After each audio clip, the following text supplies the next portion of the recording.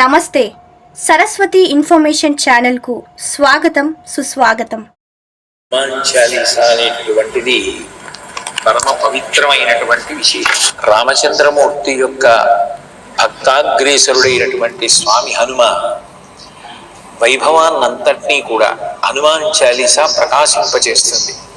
వాల్మీకి మహర్షి శ్రీరామాయణాన్ని లోకానికి అందిస్తే వాల్మీకి మహర్షి యొక్క అంశతో వచ్చినటువంటి వారే గోస్వామి తులసీదాస్ గారు. వారు రామచరిత మానస్సుని అట్లాగే హనుమాన్ చాలీసా మొదలైన గ్రంథాలను ఎన్నింటినో జాతికి అందించారు.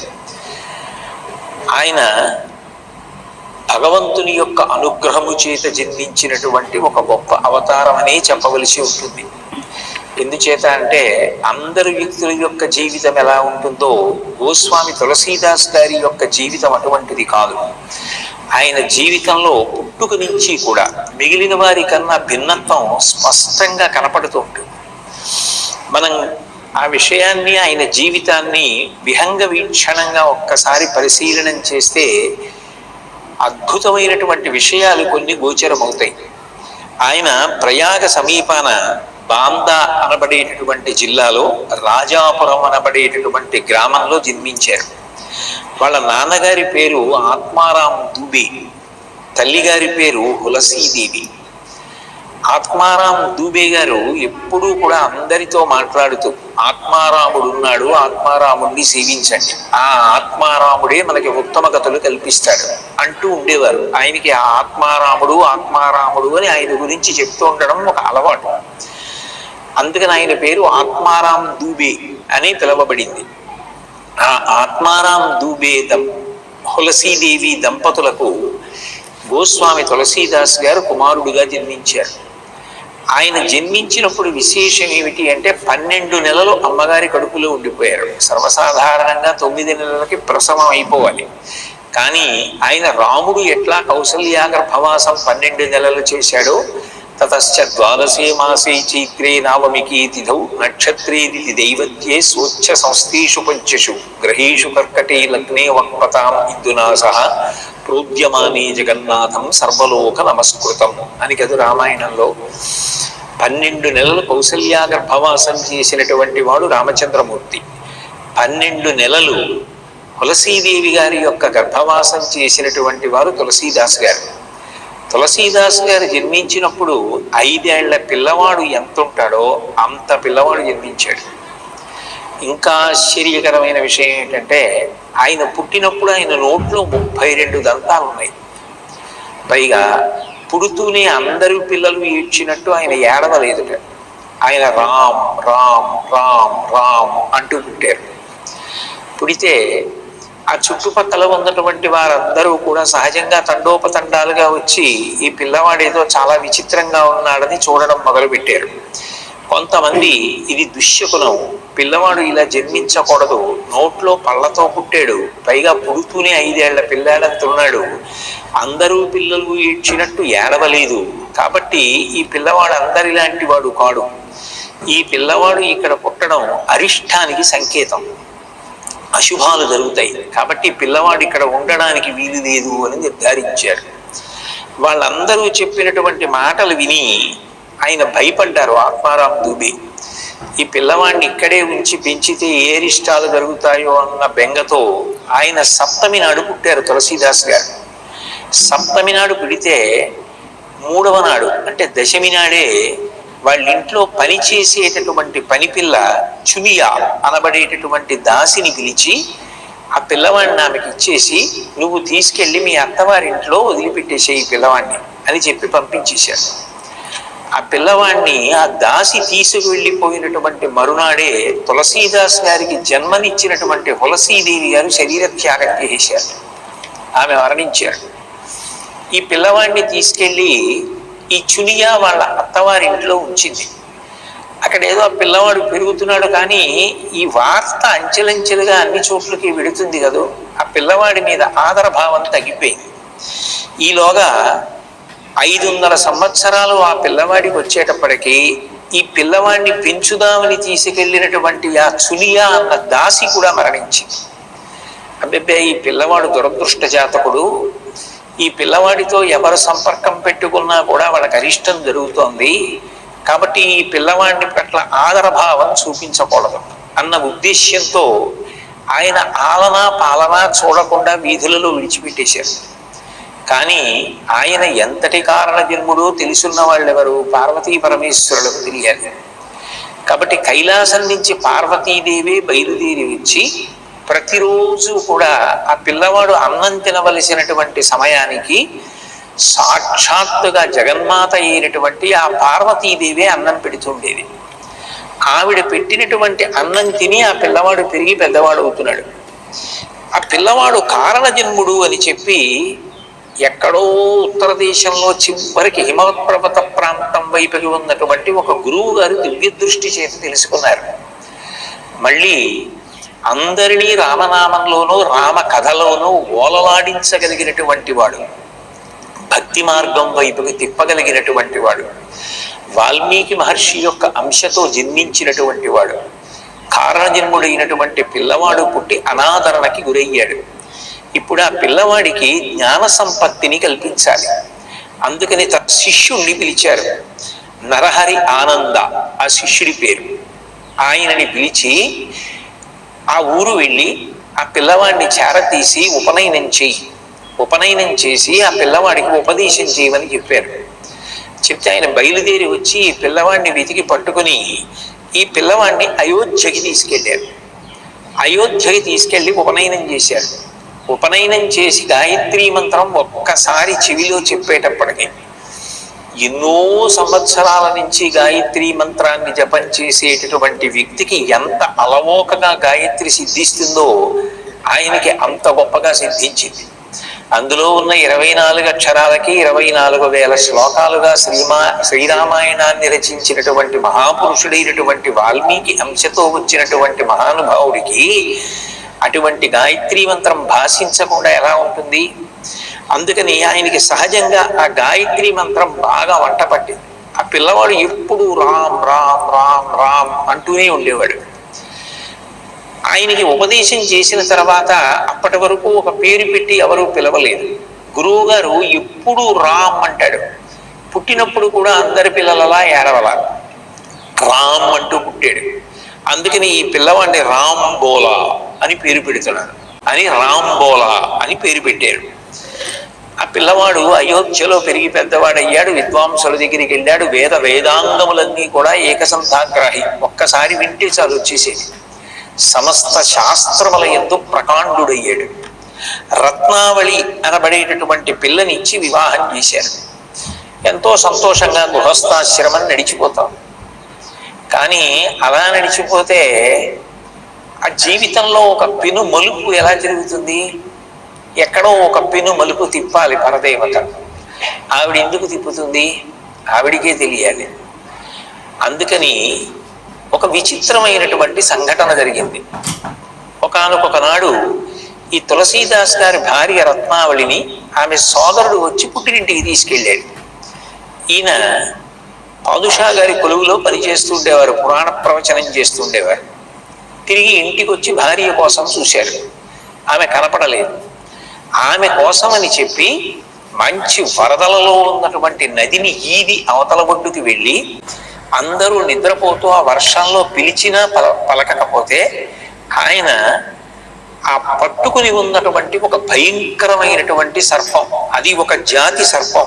ఆ సర్పానికి ఉండేటటువంటి లక్షణం ఏమిటి అంటే ఉడును ఎలా పట్టుకుంటుందో అది నోటితో అలా పట్టుకుంటుంది. దాని తోకకి ఏదైనా తగిలితే అది వదిలిపెట్టదు. అటువంటి సర్పం ఒకటి వేలాడుతోంది అక్కడ ఉన్నటువంటి ఒక కర్రని పట్టుకుని. ఈయన వెళ్ళి అది తాడు అనుకుని మేడ మీద భార్య ఉంది ఆమెని చేరుకుందామని చెప్పి దాన్ని తోక పట్టుకున్నారు. అది తాడు అనుకున్నారు. ఎవరైనా అలా పట్టుకుంటే ఆ పాము నోటితో కరిచి పట్టుకుంటుంది. అదొక ప్రత్యేకమైన జాతి సర్పం. దాని పేరు కూడా ప్రస్తావించారు ఆయన జీవిత చరిత్రలో. ఆ పాము ఎప్పుడైతే పట్టుకుందో ఆ వర్షంలో ఆయన భార్యని చేరాలన్న తమకంలో ఉన్నారు.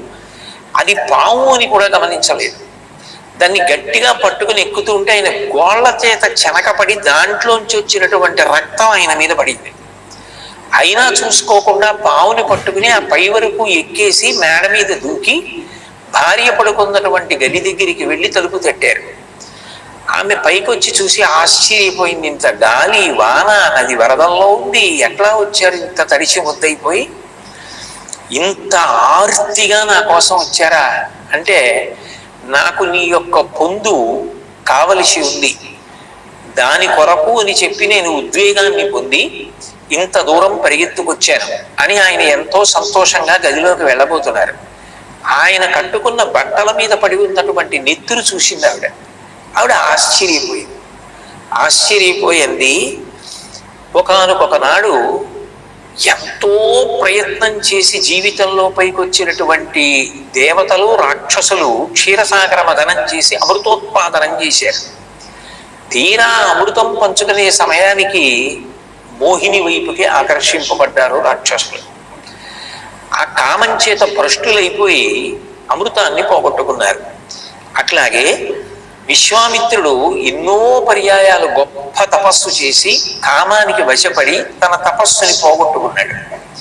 అట్లాగే సుందోపసుందులు వాళ్ళిద్దరూ ఒక్క వనిత కోసం అన్నదమ్ములు అయ్యుండి కూడా దెబ్బలాడుకుని మరణించారు.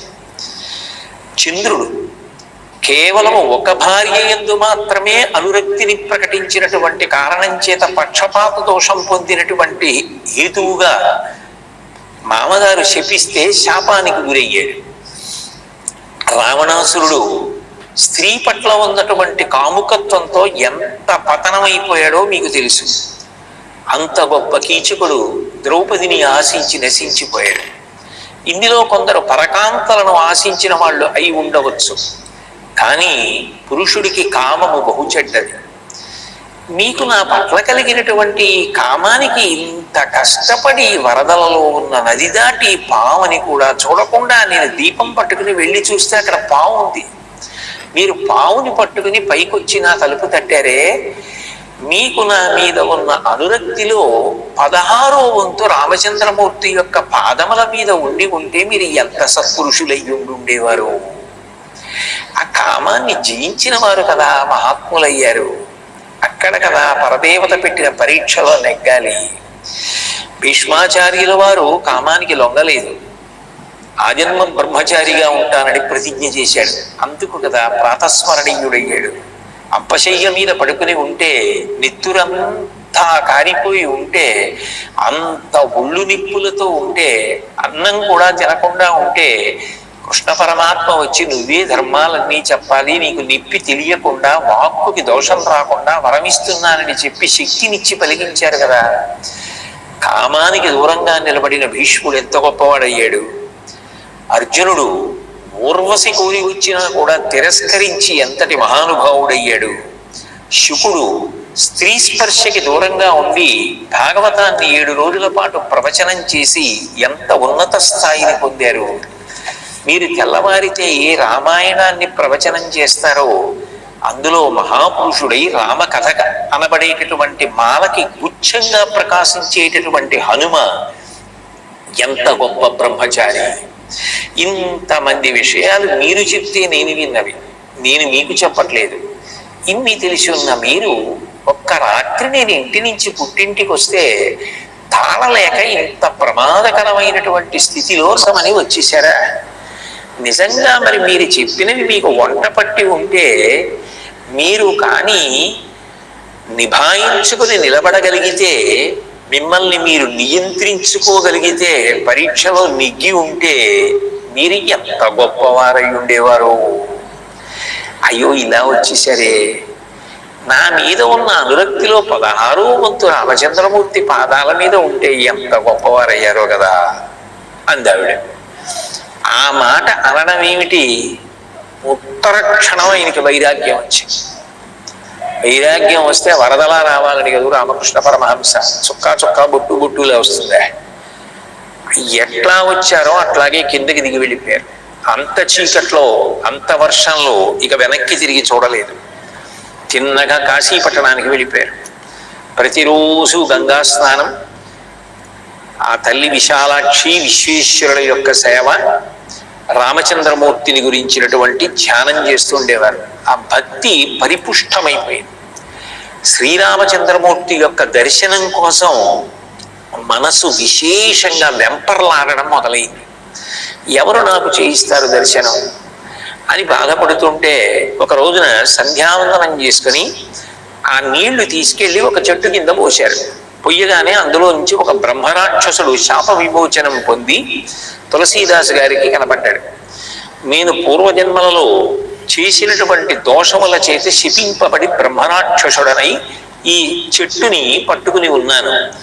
మీరు సంధ్యావందనం చేసినటువంటి నీళ్లు తెచ్చి దీని మొదట్లో పోసినటువంటి కారణం చేత నాకు కలిగినటువంటి శాపం తొలగిపోయింది. మీరు నాకు ఇంతటి ఉపకారం చేశారు. నేను మీకు ఏదైనా ఉపకారం చెయ్యాలనుకుంటున్నాను. మీకు ఏదైనా కావలసింది నేను చెయ్యగలిగింది ఉంటే అడగండి అన్నారు. నాకు శ్రీరామచంద్ర ప్రభువు యొక్క దర్శనం కావాలని అడిగారు. అది నేను చేయించలేను. రామచంద్రమూర్తి యొక్క దర్శనం చేయించగలిగినంత గొప్పవాణ్ణి నేను కాను. కానీ మీకు ఒక గొప్ప కీలకం చెప్తాను. మీరు ప్రతిరోజు గంగా తీరంలో కూర్చుని సాయంకాలం వేళ రామాయణ ప్రవచనం చేస్తారు. శ్రీరామాయణ ప్రవచనం చేస్తే ఒక లక్షణం ఉంది. రాముడి గురించి ఎప్పుడైనా ఎక్కడైనా మాట్లాడతాను అని చెప్పి సంకల్పం చేసుకొని ప్రతిరోజు ఈ సమయంలో సభ జరుగుతుంది అని అంటే అక్కడికి హనుమ వచ్చి తీరుతారు. ఎత్ర ఎత్ర రఘునాథ కీర్తనం తత్ర తత్ర కృతమస్తకాంజలిం బాష్పవారి పరిపూర్ణలోచనం మారుతిం నమత రాక్షసాంతకం. అందరికన్నా సభలోకి ముందు ఒక బ్రాహ్మణుడు వచ్చి కూర్చుంటూ ఉంటాడు. అందరూ వెళ్ళిపోయిన తర్వాత వెళ్ళలేక వెళ్ళలేక వెళ్ళలేక వెళ్ళలేక బాధపడుతూ వెడుతూ ఉంటాడు. అందరికన్నా ముందు కూర్చునేటటువంటి వ్యక్తి, అందరికన్నా చిట్ట చివరన బాధపడుతూ వెళ్ళేటటువంటి వ్యక్తి ఎవరో మీరు గమనించండి. స్వర్ణ శైలాభదేహం, బంగారు కాంతితో మెరిసిపోతూ ఉంటుంది ఆయన శరీరం. మీరు వెళ్ళి ఆయన పాదములు గట్టిగా పట్టుకోండి. ఆయన బుకాయిస్తాడు. నాకేం తెలుసు, నేను హనుమనేమిటి అంటారు. వదిలిపెట్టకండి, గట్టిగా పట్టుకోండి. ఆయన పాదములు పట్టుకుంటే ఆయన మీకు రామచంద్రమూర్తి దర్శనం చేయిస్తారు. అంతవరకు మాత్రం నేను చెప్పగలను. ఎందుకనంటే రామచంద్రమూర్తి హనుమకు ఇచ్చినటువంటి వరం. ఎక్కడెక్కడ రామాయణ ప్రవచనం జరిగినా, ఎక్కడెక్కడ రామభజనం జరిగినా, ఎక్కడెక్కడ రామ గుణ సంకీర్తనం జరిగినా అక్కడికి హనుమ వస్తారు. హనుమ వచ్చారు అంటే ఆ ప్రాంగణం పరమ పవిత్రమే. ఇంకా చచ్చిపోయేవాడు కూడా బ్రతకవలసింది. అంతటి మంగళప్రదుడు, అంతటి మహోపకారి, మహానుభావుడు హనుమ అంటే. కాబట్టి మీరు ఆయన పాదాలు పట్టుకోండి అన్నారు. తులసీదాస్ గారు రామాయణ ప్రవచనం చేయడానికి వెళ్ళి కూర్చుని గమనించడం మొదలుపెట్టారు. ఒక 4 రోజులు చూసేటప్పటికీ ఆయనకు అర్థమైంది, అందరికన్నా ముందు ఈ వ్యక్తి వస్తున్నారు. అందరికన్నా చిట్ట చివర వెడుతున్నాడు. వెళ్ళేటప్పుడు ఏదో తనలో తనే భావన చేసుకుంటూ మురిసిపోతూ సంతోషపడిపోతూ వెడుతున్నారు. ఈయనే హనుమ అని నిర్ధారించుకున్నారు. ఒక రోజున ఆ వ్యక్తి వెడుతుంటే తులసీదాసు గారు హఠాత్తుగా వెళ్ళి ఆయన 2 పాదములు గట్టిగా పట్టుకుని, మీరు హనుమ నాకు తెలుసు, నన్ను బుకాయించవద్దు, నాకు రామచంద్రమూర్తి దర్శనం చేయించండి, ఆయన దర్శనం కోసం వెంపర్లాడుతున్నానని ప్రార్థించారు. తులసీదాసు గారి యొక్క భక్తి ప్రపత్తులను బాగా తెలుసున్నటువంటి వారు హనుమ. అటువంటి మహానుభావుడికి ఎవరి భక్తి ఎటువంటిదో తెలియదు. ఆ భక్తి తెలుసున్నవారు కాబట్టి లేపి అన్నారు, తప్పకుండా, కానీ ఇక్కడ కాదు, నువ్వు చిత్రకూటానికి వెళ్ళు. అక్కడ కామదగిరి అనబడేటటువంటి ఒక పర్వత శిఖరం ఉంది. దానికి ప్రదక్షిణం చెయ్యి, నీకు సీతారామచంద్ర ప్రభువు యొక్క దర్శనం అవుతుందన్నారు. అక్కడికి వెళ్ళిపోయి రామనామ జపం చేస్తూ ఉండి తులసీదాసు గారు ఆ గిరి ప్రదక్షిణం చేస్తున్నారు. రామలక్ష్మణులు ఇద్దరూ కూడా 2 రాజకుమారులుగా గుర్రాల మీద వస్తున్నారు. ఈయన ప్రతిరోజు చందనాదులు పుష్పాలు అన్నీ సిద్ధంగా పెట్టుకునేవారు. రామలక్ష్మణులు వస్తారేమో, సీతారాములు వస్తారేమో వాళ్ళకి ఇద్దామని. కానీ వాళ్ళిద్దరూ గుర్రాల మీద వస్తూ ఉంటే చూశారు, కానీ వాళ్ళు రామలక్ష్మణులని గుర్తించలేదు. ఎవరో రాజకుమారులని వదిలేశారు, వెళ్ళిపోయాయి గుర్రాలు. ఈయన కుటీరానికి వచ్చేశారు. హనుమ వచ్చారు. రామలక్ష్మణులు వచ్చారు, సేవించావా అని అడిగారు. రామలక్ష్మణులు ఎక్కడొచ్చారు అని అడిగారు. అయ్యో, నువ్వు కామదగిరి ప్రదక్షిణం చేస్తుంటే నీకు గుర్రాల మీద ఎదురుగా టీవీతో వచ్చినటువంటి ఆజానబాహు ఉన్నాడే, ఆజానుబాహుమరవింద దళాయతాక్షం రామం నిశాచర వినాశకరం నమామి, ఆయనే రాముడు. పక్కన ఎర్రగా వెలిగిపోయాడే ఆయనే లక్ష్మణస్వామి. నువ్వు గమనించలేదు, వెళ్ళిపోయారు. బెంగపెట్టుకోకు, మళ్ళీ వస్తారు. కాబట్టి ఈసారి చాలా జాగ్రత్తగా పరాకుగా ఉండన్నారు. తులసీదాసు గారి కుటీరంలోకి వచ్చి చందనం తీసి, చందనాలంకారం చాలా గొప్పది కదా పరమేశ్వరుడికి, చందనాన్ని తీసి ఆ చందనం అంతా ఒక పాత్రలో పెట్టుకుంటున్నారు. పెట్టుకుంటుంటే రామలక్ష్మణులు ఇద్దరు మళ్ళీ రాజకుమారుల్లా లోపలికి వచ్చారు. వచ్చేసరికి ఈయన మళ్ళీ గుర్తుపట్టరేమో, ఎవరో రాజకుమారులని చందనం ఇవ్వడం మానేస్తారేమో అని హనుమకి బెంగపడ్డారు. పట్టుకుని ఆయన ఏం చేశారంటే వెంటనే చిలుక రూపం ధరించి పర్ణశాలలోకి వచ్చి కూర్చున్నారు. కూర్చుని ఆయన పాట పాడారు. ఏమనంటే, చిత్రకూటుకే ఘాట్ పర్ భై సంతన की भीर తులసీదాస చందన ఘిసే తిలక్ దేత రఘువీర్ అని. ఆయన ఈ మాట చెప్తుండగానే తులసీదాసు గారు తీసినటువంటి చందనాన్ని స్వీకరించడానికి రామలక్ష్మణులు ఇద్దరూ కూడా రాజకుమారుల రూపంలో తులసీదాసు గారు ఉన్న కుటీరంలోకి ప్రవేశిస్తున్నారు అని పాట పాడుతూ ఉండగానే తులసీదాస్ గారు ఇలా తలెత్తి చూశారు. చూసేటప్పటికీ ఆ రామచంద్రమూర్తి యొక్క సౌందర్యం, పుంసామోహన రూపాయ పుణ్య శ్లోకాయ మంగళం, ఆ ఆజానుబాహు, ఆ విశాల నేత్రాలు, ఆ పాలభాగం, ఆ చేతులు, ఆ కాళ్ళు, ఆ అందం, ఆ ధనస్సు, ఆ బాణాలు, పక్కన ఉన్న లక్ష్మణస్వామి, వాళ్ళిద్దరి యొక్క తేజస్సు చూసి మహదానందపడిపోయారు. ఆ ఆనంద పడిపోవడంలో చందనాన్ని రామచంద్రమూర్తికి అలంకారం చేస్తూ స్పృహ తప్పిపోయారు. స్పృహ తప్పిపోతే రామచంద్రమూర్తి ఎంత భక్త పరాధీనుడంటే, గోస్వామి తులసీదాసు గారు తన కొరకు తీసినటువంటి చందనాన్ని తన చేత్తో తానే తులసీదాసు గారికి బొట్టు పెట్టి అలంకారం చేశారు. అలంకారం చేసి అంతర్ధానం అయ్యారు.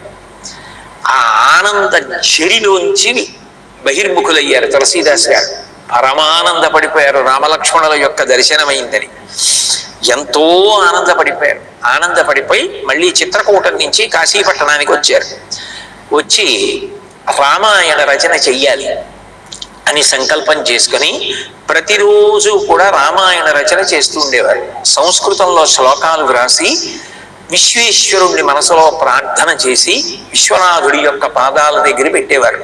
తన కుటీరంలో పెట్టి పడుకునేవారు. శివకేశవుల మధ్య అభేదం, వాళ్ళిద్దరి మధ్య ఏ భేదం లేదు అని నిరూపించినటువంటి మహాత్ములలో సంతు తులసీదాస్ గారు ఒకరు. పోతన గారు ఎట్లాగైతే శివభక్తి తత్పరులై రామచంద్రమూర్తి యొక్క అనుగ్రహాన్ని పొంది భాగవతాన్నంతటినీ ఆంధ్రీకరించారో, అట్లా తులసీదాస్ గారు కూడా పరమశివ భక్తులు. శివానుగ్రహం చేతనే ఆయన రామ సంబంధమైనటువంటి కార్యక్రమములన్నిటినీ కూడా నెరవేర్చారు. ప్రతిరోజు సంస్కృతంలో శ్లోకాలు వ్రాసి రామాయణం ఆయన విశ్వేశ్వరుడి సన్నిధానం అంటే కుటీరంలో ఉన్నటువంటి పూజా మందిరంలో పెట్టి పడుకునేవారు. తెల్లవారుజామున నిద్ర లేచి అనుష్ఠానం చేసుకుంటూ చూసేసరికి ఆ శ్లోకాలన్నీ కూడా చిరిగిపోయి ఉండేవి. ఒక్క శ్లోకం, ఒక అక్షరం కూడా ఉండేది కాదు. ఇదేమి ఇలా అవుతోంది అని చెప్పి ఆయన ఆశ్చర్యపోయారు. 8వ రోజు ఆయన పడుకుని ఉండగా రాత్రి కలలో పార్వతీ పరమేశ్వరుడు కనపడ్డారు.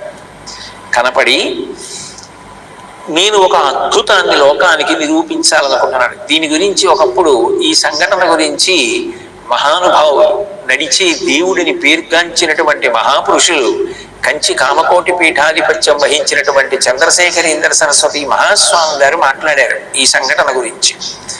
నేను వారు చెప్పిన మాటలు ఉటంకిస్తున్నాను. పార్వతీ పరమేశ్వరుడు కనపడి, ఇప్పటి వరకు జరగనటువంటి ఒక అద్భుతం నీ జీవితంలో జరగాలి.